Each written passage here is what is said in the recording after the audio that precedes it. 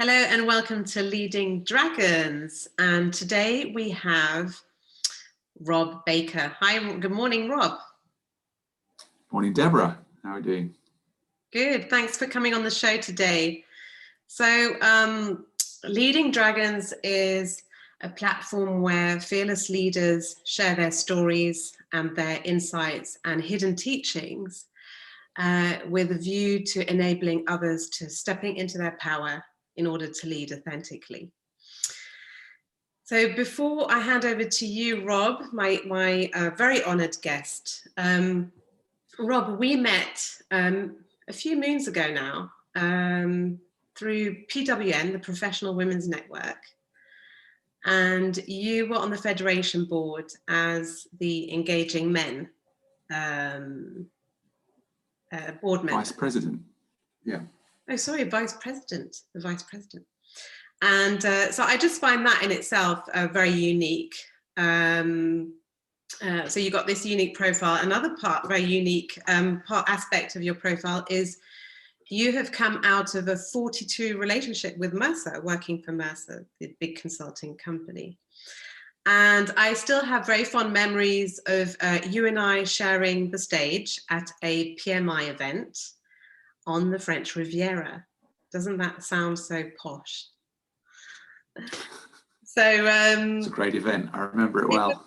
It was fun. It was really fun. So that event with the Project Management Institute. That's right, the PMI and PWN around leadership and diversity.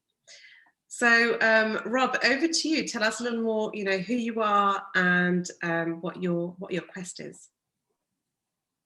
Okay. Well, firstly, thanks very much for having me on your super podcast. I think it's a great topic and concept.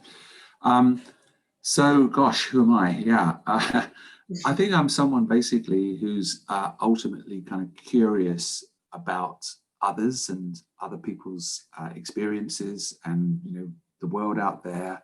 And I personally kind of a very strong affinity with the growth mindset. In other words, it's all about what you can learn and how you develop and how you grow. So that's kind of been my guiding kind of principle for a while now. And as you said, I had a 42-year career at Mercer, the global consulting firm, and then decided to set up my own business to sort of see where that would go and see where that would take me. And it's been a fascinating journey to leave the kind of almost the safety, the comfort, the security of the corporate world to kind of go into a world where, anything can happen. And of course, I left Mercer and started my own business just at the time when the coronavirus was really taking off in the UK and globally, of course. And we had, the pandemic coming at us.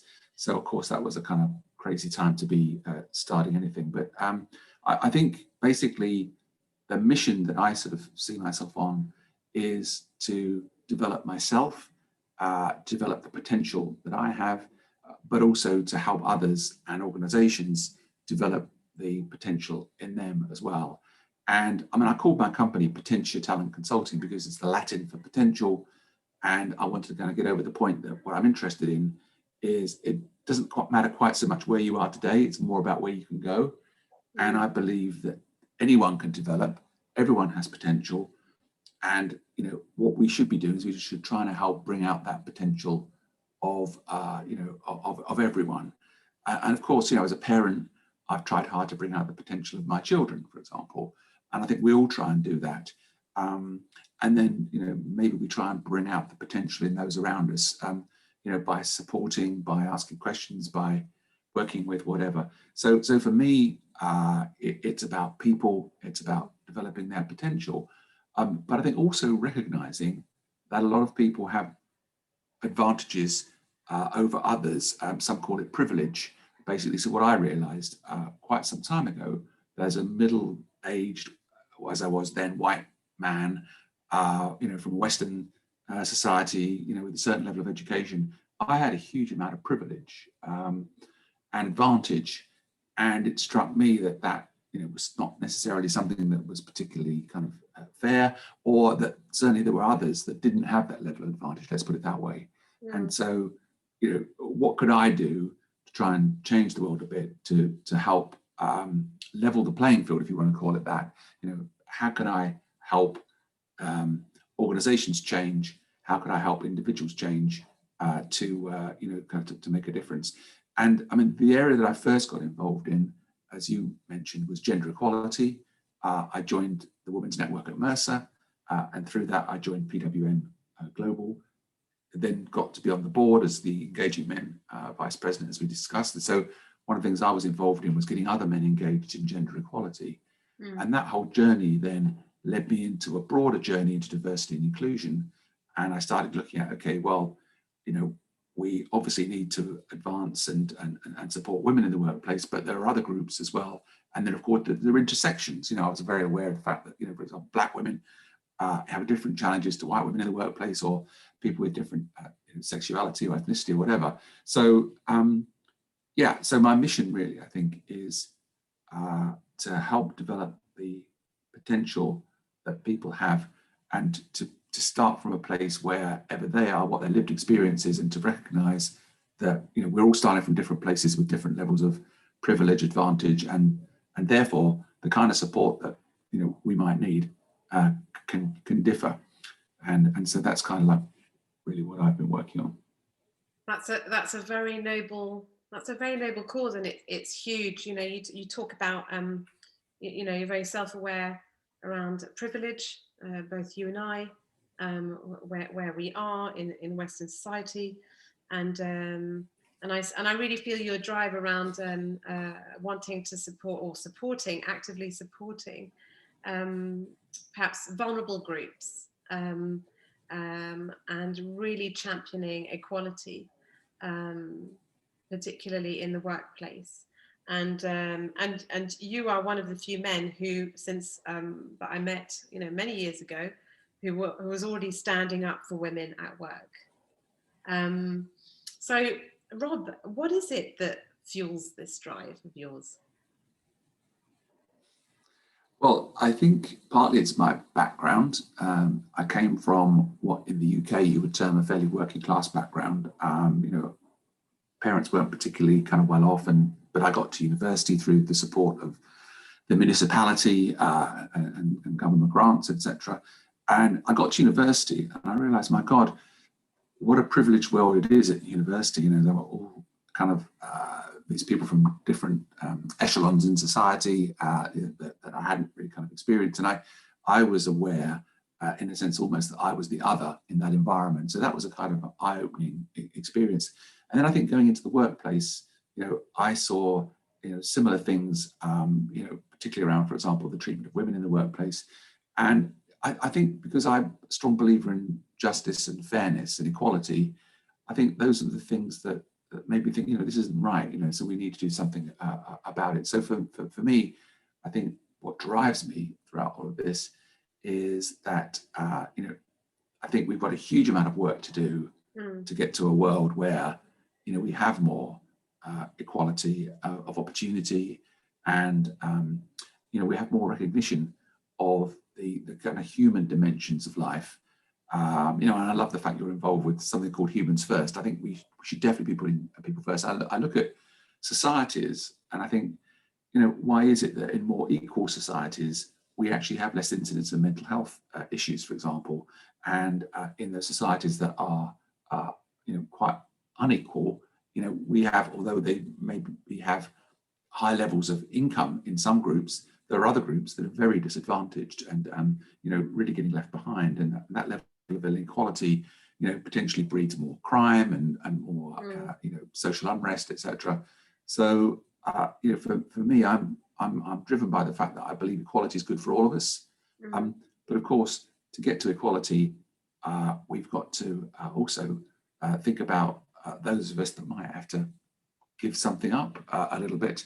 Although I personally also believe that as we get to more equality, the whole size of the pie increases, and actually, we can find a way to make it good for everyone. So we're not talking so much about winners and losers. I think a lot of men were always worried, if women advance in the workplace, well, what does that mean for us and the wonderful privileged position we've always had? We might not find it so easy to get promotions, etc. And that's a very real debate and discussion that, I've had with men's groups. around that. But personally, I believe that in order for us to be successful in the future, we are going to need to have more diversity. We are going to need to have inclusion, because that's how we make sure that everyone from diverse backgrounds feels they belong. And it's that's going to give us the different thinking, the innovation that we need in order to face what are really quite disruptive times. And so I think for me, I'm driven by that kind of justice, fairness, equality mission, as it were, and then that flows through into the work that I do in diversity and inclusion. Yeah, and listening to you, Rob, there's a saying that comes to mind. So it takes a village to raise a child. And so when you're talking about society, I mean, society is large. When you're talking, I'm thinking of collective responsibility, and we are individually and collectively responsible for what's happening today, what we are seeing, what we're experiencing at work, in the community, and it's that sense of belongingness, perhaps, that we need to reignite in the Western society, which is typically a culture, a very individualistic culture. So I'm hearing a lot of this responsibility. What it resonates with me on that level, and this collective effort. What can each one of us do to make this world a better place and more sustainable, more equal? And it's interesting because I've just been reading about longevity, and there's some really interesting evidence that shows that actually more collective cultures, actually people live longer in those cultures, actually. So they were looking at Okinawa and Nagano in Japan, for example, where people live very long. And one of the things that about that culture is there's a community mission. People feel that they want to be part of the community. They want to give to the community, and that's kind of one of the factors, as well as their diet and other factors that contribute to them, typically living to 100 years old or more, sort of thing. So, I think what we should also recognise that this has got some good benefits in many different ways as well. And as we study more what helps us live longer, it's really interesting that things like volunteering have a huge impact. I've just finished this book called Growing Younger, and it's about the kind of unexpected things that help us live longer. And one of them is actually volunteering, and they've done studies that show that people that volunteer in general, it's a massive boost to your longevity. So giving to others, can help you personally thrive as well. I'm a strong believer in that. Yeah, and that reminds me of a book that I read about a year ago called Lost Connections by Johann Hari, and the subtitle, well, beneath the title of the book, on the cover, it says why you're feeling depressed and how you can find happiness again. And his story is that he spent, from the age of 13, he was on antidepressants. So he went on a worldwide quest to understand, what is really going on, what's really happening. And he talks about lost connections because we are disconnected from our communities. We are living, the Western society is typically very individual. It's like each to their own. You go to work, you come home, and you go into your home, and then that's it. And he talks about how, especially towards the end of the book, how important it is to reconnect. So to reconnect with self and to reconnect with our community. So I've written it down. So Growing Younger, I'll look it up. So Rob, as you know, Leading Dragons is really about not only challenging the status quo, and this podcast series is not only a think tank, but it's really a call to action. And I feel, I think we share this same sense of urgency that we need to step into action. It's no good just overthinking everything. How are we going to do it? Let's read another book. Let's wait another year. Let's make sure we've got the right people behind us. And so I see you as a leading dragon. I see you as somebody who, despite your fear, you have stepped into, and more, very recently, well, last year, as you said, into, you know, becoming independent after 42 years on the payroll at Mercer. So that's a huge, courageous step in itself. So, would you have a story that you'd like to share with us, where you were faced with adversity, with fear, and you found a way to work through it? Well, I mean, certainly there was a certain kind of fear around starting my own business, and there was the thought, you know, like, what do I have to offer? You know, will people value what I have to offer? Will I be able to, you know, make it sort of successfully, as it were?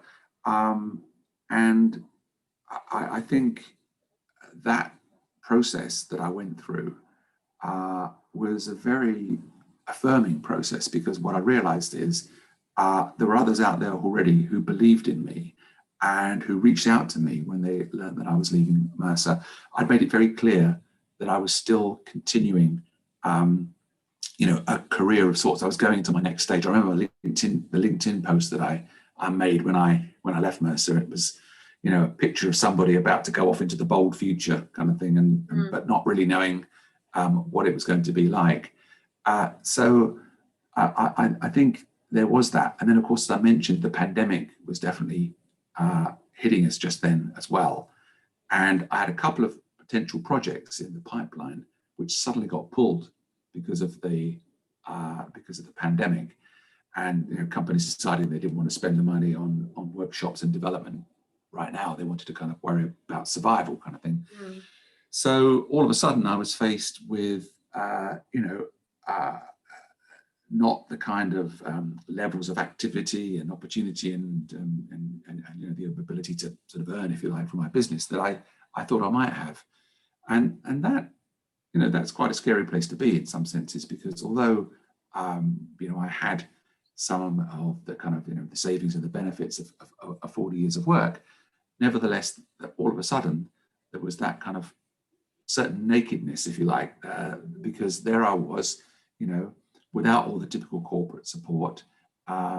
You know, I remember trying to get the IT stuff working for myself, thinking, oh my God, you know, with great old days, I just ring up the IT department and they sort it out for me. Now I'm trying to work out how to get Google Suite working and stuff like that, you know.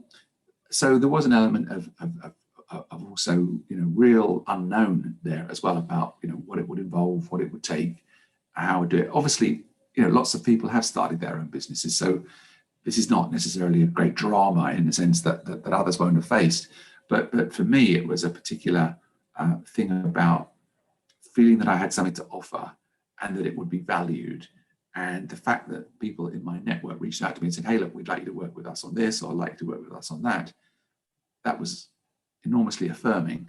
And then when I started working with them, I could see the value that I could add to their situation. So, for example, I'm working with a couple of startups who are trying to get into the world of diversity, inclusion, talent development.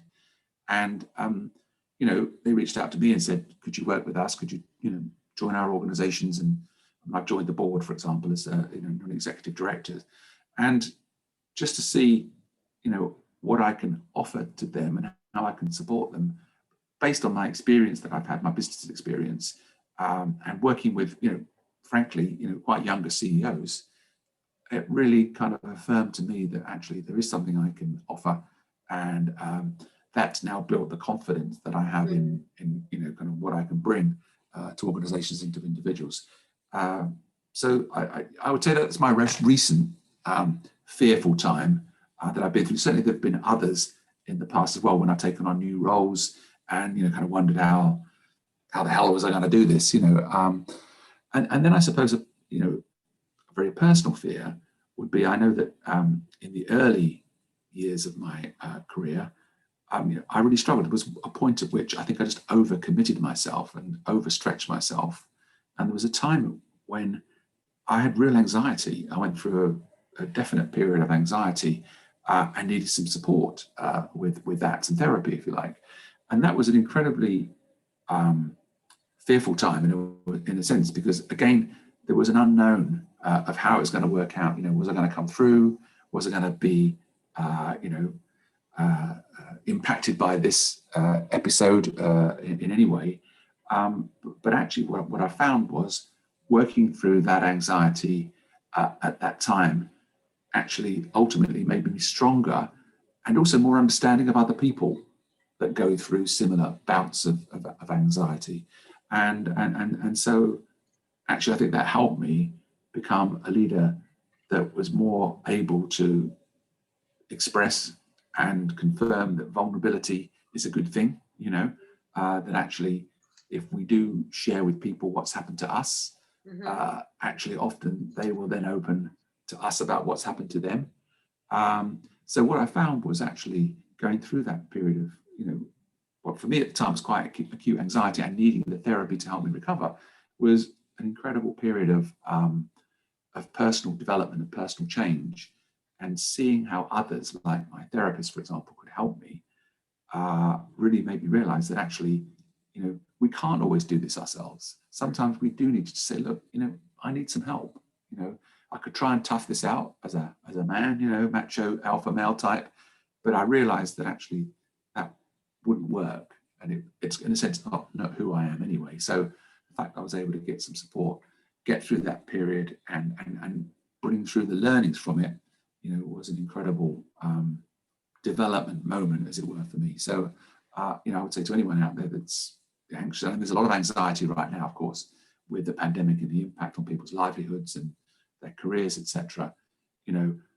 Don't be don't hold back to reach out, and get support, because sometimes we can't solve all these issues ourselves, and we can't always give ourselves the support we need. We actually need to reach out to others and get that support, and we can actually benefit from it.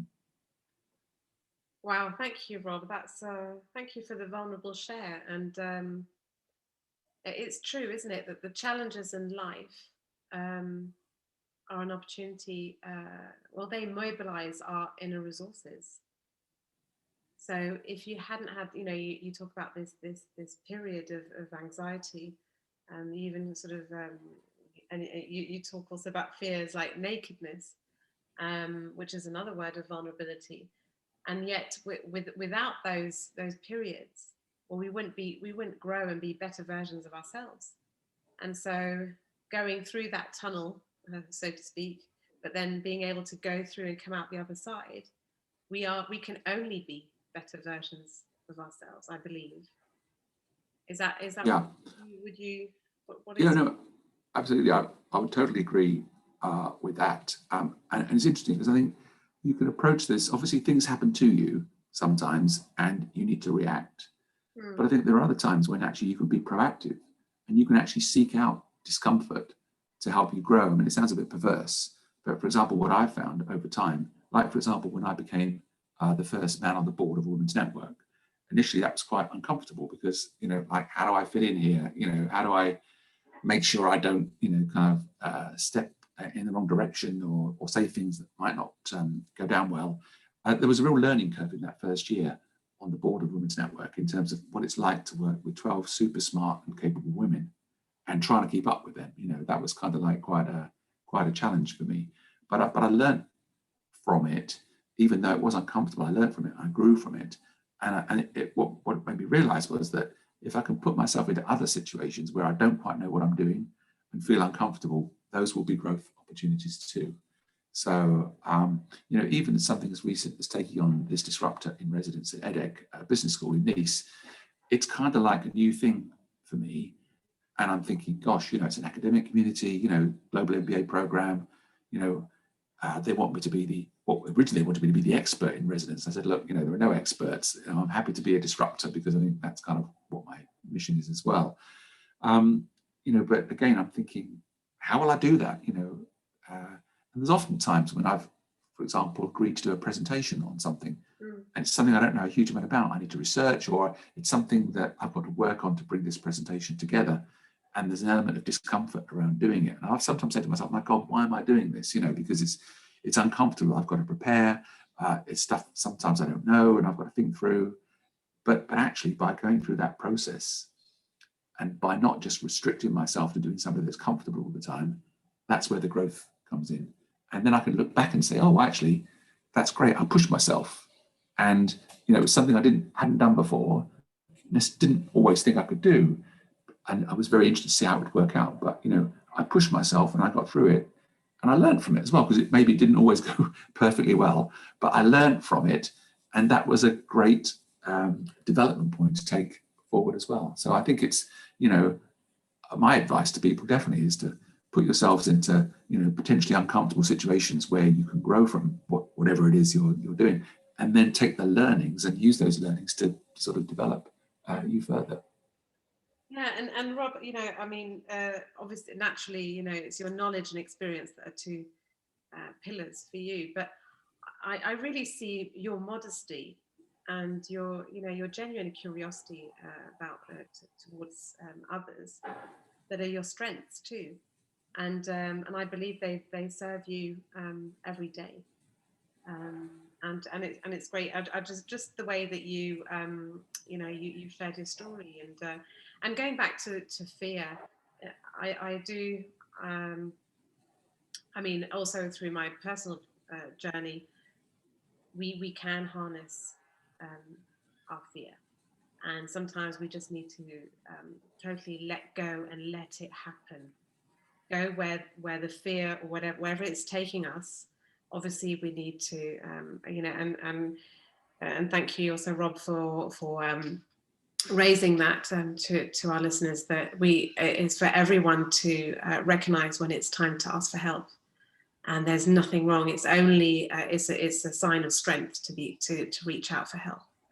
And then with that fear, because we all get hit by it sometimes, and we, as we say, what we focus on expands. So what are we going to do with this fear? Are we going to allow it to take over our, what we're trying to do, our lives, and stifle us, or are we going to try and harness it and work even with it? And that brings a whole different energy. So that rather than this kind of low vibrational contracted energy when we sit in fear, with self-doubt, with self-critique, with judgment, with overthinking, with stress, with worry, with anxiety, obviously that needs to pass through us. And then what is it that we can do to move upwards, start, releasing that contraction and deciding to go ahead anyway. And that is really the essence of leading dragons, and the essence of the courageous leader that continues in motion despite the adversity that they face. And I think that's what's needed more and more. And I'd like to move into my next question to you, Rob, because with your 40 plus years at Mercer, how did you see over that period of time, how did you see the evolution of organizations? Wow. Well, certainly I think during the time that I was in consulting over the 40 years, we definitely had organizations, getting bigger and getting global. And, one of the real, fun things that I did at Mercer was work with some of those big global companies and look at some of the challenges that they had as they tried to build global workforces in different parts of the world, as they tried to develop their leadership teams to reflect more of the global nature of their organizations and their businesses as well. And as they started to grapple with these challenges of, kind of how you bring talent in, how you develop it, how you grow it, etc. I think one of the things I've certainly seen, and kind of in recent years, is I think a recognition that companies exist not just to serve the shareholder. Typically kind of quoted companies, I think in the past, there was this huge focus, quite rightly in many ways, on shareholder value. Again, it was all about whatever we do, we've got to think ultimately about the impact on the shareholder. And I think what we've seen is companies are starting to realize that actually we've got to be broader than that. We've got to think about our impact on the people that work for us and the people that we impact through our business and the planet that we are all on, because if we don't think about a sustainable, way of doing business, ultimately, it's not going to be good for all of us, and the business may not be there anymore. What I've seen over the last, yes, but when did that shift start happening? Well, I think there have been companies that have been ahead of the curve on this for certainly the last 10 years or so. But in the last couple of years, we've seen recognition. There was a group of executives in the US last year who got together and basically came up with an edict, if you like, that from now on, if you like, I think it was 180 companies, CEOs of 180 companies got together and said, actually we need to start thinking as CEOs of people, planet and profit. They call it the triple bottom line, right? So it's not just about profit anymore. We've got to think about our impact on people and on the planet. And what of course we're starting to see is a recognition that customers, when they're buying, are looking for companies that stand for something increasingly. So they want to know about companies' values, companies' missions, what companies stand for, what good they do in the world. And you see, particularly amongst consumer brands, like we saw the Nike campaign, we saw the Gillette campaigns, to sort of actually have an impact on the world and the societies that they sell into. They felt they needed to stand now for more than just making profit for the shareholder. So I see that as something which will continue, that companies will be increasingly forced to, if they don't do it themselves, look at their values and their mission, and look at how they run themselves, how they govern themselves, how they, how they become more diverse and inclusive. I mean, looking at the financial services sector, for example, the regulator in the UK recently came out and said, we expect financial services companies to become more diverse and inclusive because we think that's better for their decision making. It's better for the way they serve their communities, as it were. And so we're also seeing investors now coming up and saying, we now recognize that more diverse boards perform better, make decisions more effectively, and actually corporate performance is better if you have more diverse leadership. So I think there's a recognition now that companies have got to look across all stakeholders and think about how they interact with them and the impact that they have on all of them. And I would say that's the big change that's been coming through, when I've been working in the corporate world. And then I think the other thing, of course, is the command and control structure that used to exist, i.e., you all need to be in the office. I need to be able to see you, what you're doing, and I'm giving you orders from the top, and we're going to spill them down through the organization. I mean, that's all completely changed. And of course, the pandemic, while it's been terrible in many ways, obviously for our health and our anxiety and our concerns about how we're all going to survive, the pandemic has actually been in some ways a catalyst and accelerator for other things. So, for example, it's been an accelerator for companies now to have more remote working and to have more decentralization, where employees are empowered to make decisions and get on with things. And so that's the other trend that I was already seeing pre the pandemic, but the pandemic's accelerated it, is that trend to more decentralized companies where employees are empowered. There's less top down, there's more bottom up, and there's more trust, if you like, that employees will deliver if they're not actually in the office sitting at their desks right in front of you. There's trust that they will deliver the output that they need to be delivering. And then of course they can do that more flexibly. They can work from home some of the time. They can balance more easily home responsibilities, childcare, for example, and work. So that there's a whole discussion and debate going on there about what companies can be doing more now to accelerate all of that and support people who want to have more flexible working going forward. And I see that Volvo has just made an announcement about levels of parental leave that it wants to give its people to help them become, and be good parents, but also keep their careers going as well. So companies started to realize, we need to come up with policies that really do support our employees. And then, of course, the other area is we're talking now about the future of work. We're talking about automation, AI, tech. Yeah. Companies are realizing they've got to upskill their workforce to deal with those challenges. Otherwise, they're going to have a workforce that isn't fit for purpose. And companies like Unilever, for example, have come out and said by 2025, they're going to work hard to upskill their workforce to give them the skills that they need in digital. And when you look at the kind of skills that we're going to need in the future, digital skills obviously feature very highly. I saw an interesting McKinsey survey recently which said, I think by 2030, we'll be spending 55% more hours on digital stuff than we are now. But the other area we're spending more time on is leadership and management of people. Okay, so as well as having machines. Yeah, Rob, I just want to, because I'd like to just pause for a second because, I'd love to talk about leadership and people, but just going back one. I mean, you're coming up with so much, and you talk about people, planet, and profit, and how you're seeing companies more and more becoming more responsible around people and planet. But without sort of letting profit go as either. And you were saying about command and control that it used to be the paradigm. And I would like to ask you this question, which is, okay, so command and control, I still see a lot of, and I'm sure you do too.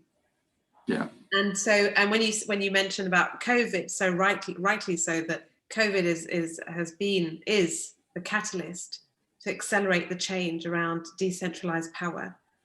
But it's completely obsolete having this command and control, top-down, old-fashioned management style, because it's obsolete for everybody. It's obsolete for employees, and it's also obsolete for performance. It just doesn't work anymore. So I can imagine the amount of companies and CEOs and senior management in those companies who it must be quite painful to them, because just letting go of that paradigm that they were, that was handed over to them by their fathers, so to speak. That's a huge thing to do. And then you were talking about the need to upskill, because the future of work is more and more about AI, artificial intelligence. It's more about digitalization, automation. And you use the word upskill, and I'd like to challenge you on that and say, is it upskill or is it reinvention? Are we going to have to reinvent the workforce, or is it really a question of upskilling? Sorry, Deborah, the line went slightly there. I'm just trying to turn my phone off so that I can. Okay, do you want me to? Did you catch what I said? I can. No. Right. So would you mind repeating? Yeah, I don't know how far you've you listened till. Basically what I was saying. We're talking about the future of work, and you were saying about how AI is taking a bigger and bigger piece now of the workforce and automation, and how there's a need to upskill. And I said that I would like to challenge you around that. And is it really a question of upskilling the workforce, or is it actually a question of reinventing the workforce? Wow. Probably both, to be honest with you. What we've got to imagine, if you like, is what organizations are going to look like going forward, and the skills that the people that work with them are going to need. And so what we need to look at is, for example, organizations going forward, how much can they use technology, and how much do they need real human input? And of course, then we can talk also about what is it uniquely that humans bring that machines can't. And there's obviously a lot of things we can explore there.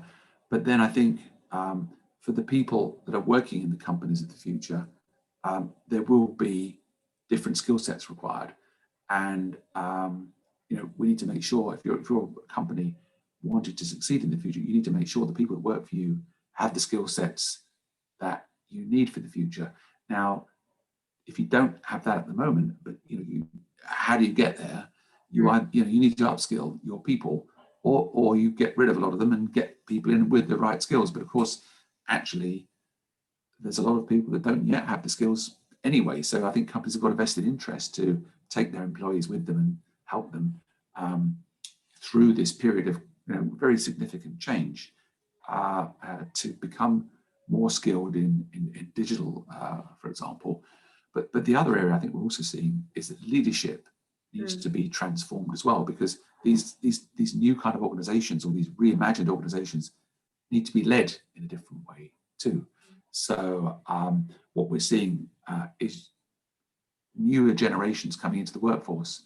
They want to be led and managed in a different way to the way that people in the past wanted to be led and managed. When as a baby boomer, I came into work expecting a top-down setting, and that's exactly what I got. But younger people coming into the workplace these days want, they want more flexibility. They want more democracy, if you like. They want more trust at an earlier stage. They want a more human style of management where the leaders are able to be more vulnerable, collaborative, empathetic, and there's some really interesting opportunities there, I think, for women in leadership. Because if you think about those kind of qualities, and there's some really interesting studies that show that women score very highly in leadership. I think, so we need leaders in the future to be more emotionally intelligent. I think there's a fabulous opportunity for women to get more into leadership and show how they can be the leaders of organizations in the future. Men and women can both do this, but I think it's interesting that it's bringing up that to thrive in the future, I think we need a style of leadership which is different to what it's been, and one that's more emotionally intelligent. So the alpha males might have to step a little bit to the side for the beta females to come on in. and the beta males as well, potentially. I'm sure there are always going to be sectors where they find that very, very hard to recognize. But I think increasingly, when you are looking at global companies dealing with a lot of the challenges we're dealing with now, they're hugely complex, and that's where you need the diversity and inclusion to help you, navigate the complexity and and help your organization to thrive. So I think we need companies to be reinvented, and I think they are in the process of reinvention. But we also need to bring the employees with us so that they can help develop their skills, and and we'll look at new potential platforms for people going forward, where, for example, the old model of I work for one company at a time, might go, and we'll have people working potentially for a number of companies at the same time, sort of parceling out their skills a bit more like a freelance setup. I mean, there are all sorts of different models of employment we can look at that might suit the future better than the current models do. No, it's really exciting times ahead, and I'm convinced that companies do need to reinvent the way that they lead, that their leaders don't have to have all the answers, and that they can get closer to their employees and work, bottom up, because it's those that are on the ground that really understand the challenges in the markets, in the industries. And it can only be, we just need to flip hierarchy on its head.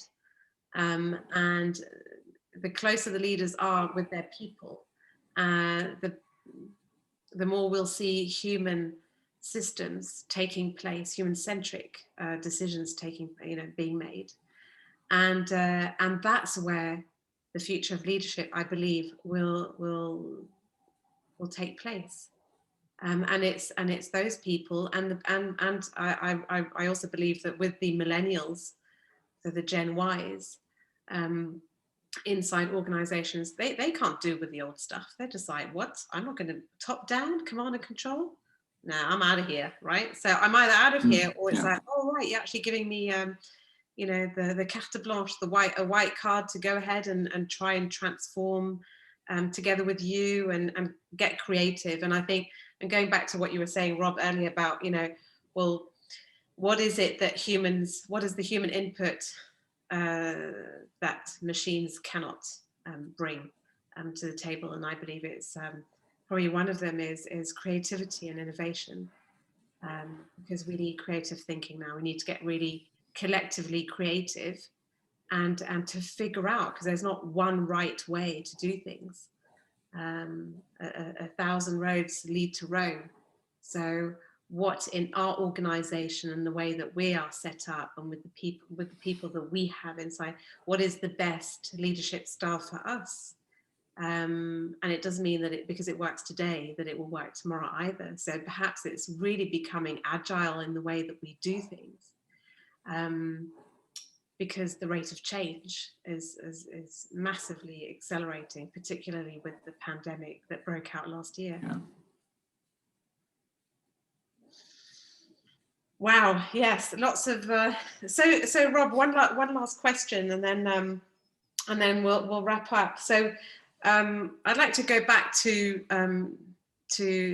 us as leading dragons, and really about encouraging people to step into action, rather than just sitting and waiting for the people in power to change, because that's not going to happen. What do you believe is the one thing that corporates ought to start doing today? Well, I think they should be enabling their people to be able to take action and be able, they should be empowering their talent basically to be able to kind of make decisions, get on with what it is they need to do, and they should trust them that they'll do it. Obviously, they need to monitor the outcomes and all the rest of it, but they should trust them in the first place to really get on with what they're good at and deliver. So I think that's kind of a key thing that's still working through there. The organizations need to sort of also train their managers and their leaders to think that way too, as we were saying earlier. So there's that element of trust and support. And of course, we're all working remotely at the moment, so that is quite challenging in a remote setting. Managers need to be, in a sense, almost more hands-on in a remote setting than they would potentially be in the office. So I think that whole thing of companies need to, help their leaders develop and their managers develop to become managers of people, and managing them with empathy and enabling them to be empowered to get on and achieve results. I think the other thing is, as individuals, I think we also need to accept that there's things that we can do to make a difference as well. And what I've been trying to do is getting people more active to not just talk about what they think ought to happen, but actually get active to see the change. Mm-hmm. And one area there is getting men more engaged, in supporting gender equality, for example. It's one thing to say, yeah, of course I support gender equality. It's another thing completely to sponsor a woman or to speak up if you see an issue of gender imbalance or bad treatment of women in the workplace. So I'm encouraging, men, but everybody really to sort of step up and be, more active. And I think it's by being active and taking responsibility to, kind of step up and take these things on. I think that's how we'll get the change. So companies provide the environment, the culture, and individuals provide their own drive to be more active in this space to make a difference.